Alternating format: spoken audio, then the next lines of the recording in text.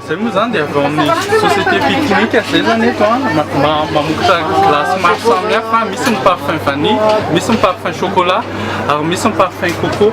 Dia ankoatra vokatra eo zany tsika dia manana koa zay ny milkshake, dia manana koa tsika ny jus naturel vita avy amin'ny fraise sy corosol.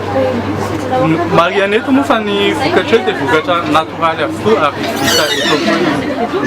Ny tsy ambaratelo ny vokatra dia voalohany indrindra amin'ny natoraly anay, dia faharoany amin'izay koa zany ny glacenay dia mitovitovy amin'ny McDo zay hitantsika maneran-tany, zany hoe ny qualité zany dia mitovy amin'ny McDo ary zay ihany loatra eto manana azy eto toerana.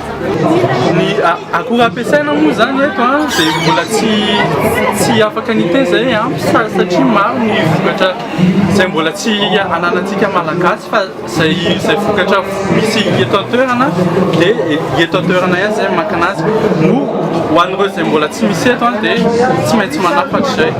Nefa zay na manafatra raha dia zavatra naturel foana no afaranay satria zay mitazona an'ilay mba voajanahary ny vokatra. Amin'izao zany zay dia mbola eo amin'ny fanomboana dia ny anomboanay zao ao Biory ny magasinay voalohany dia moa zay rehefa misy tsena be na foire dia tonga foana zany zay rehefa misy miantso.